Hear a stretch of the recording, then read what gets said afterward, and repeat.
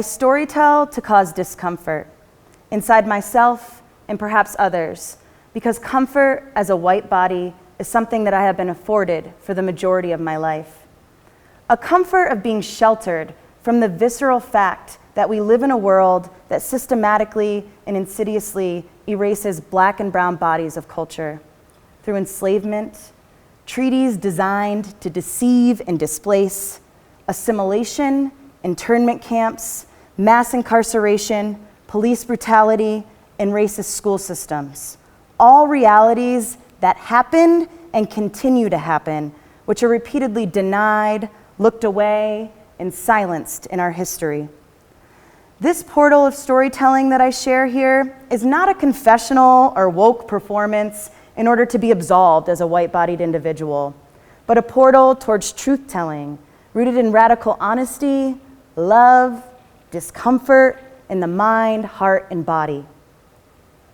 I believe this portal has the potential to witness and move away from the grips of whiteness towards growth, accountability, reconciliation, and liberation for all human beings.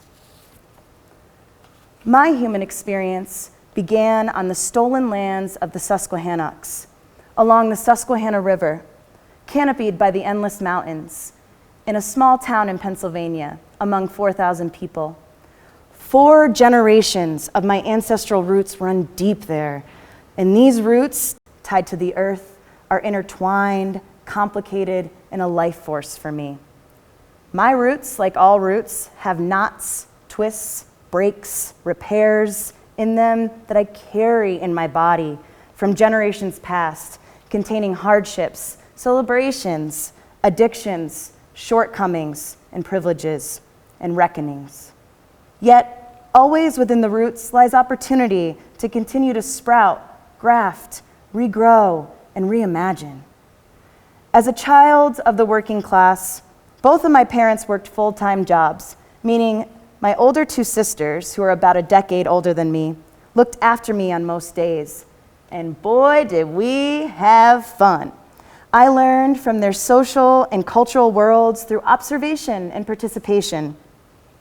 Like the time I had no other option but to participate in the act of using a butter knife to carve my plaster piggy bank's butt, to scrounge a few dollar bills to go get blue slushies at the local convenience store.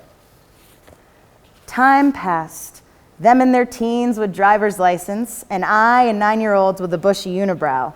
We moved from piggy bank digging to cruising the town in my sister's blue Chevy Cavalier, making stops at pizza shops and grocery store parking lots while cigarette smoke and bass lines floated out the window.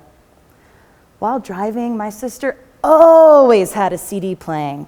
It was here that I was introduced to the art of memorizing and reciting lyrics to all different genres, but the hip-hop legends of that time, such as Lil' Kim, DMX, Nas, Tupac, Biggie, Mace, had the biggest impression on me.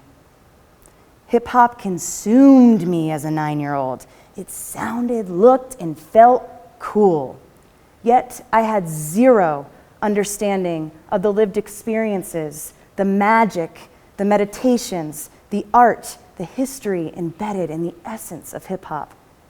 I would repeat lyrics so distant from myself, not mine to repeat, with no understanding of the history nor the harm created by such naive repetitions.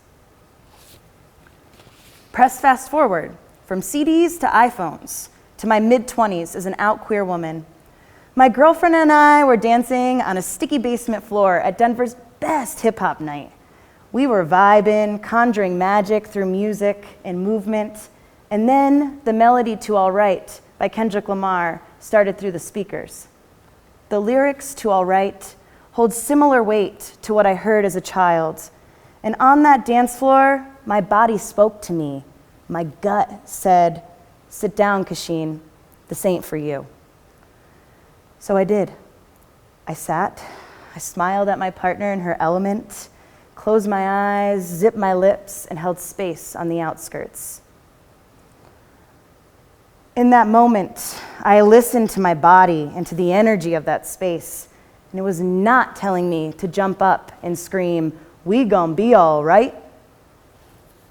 This was the action that I chose to take in that moment, that I fell into and listened.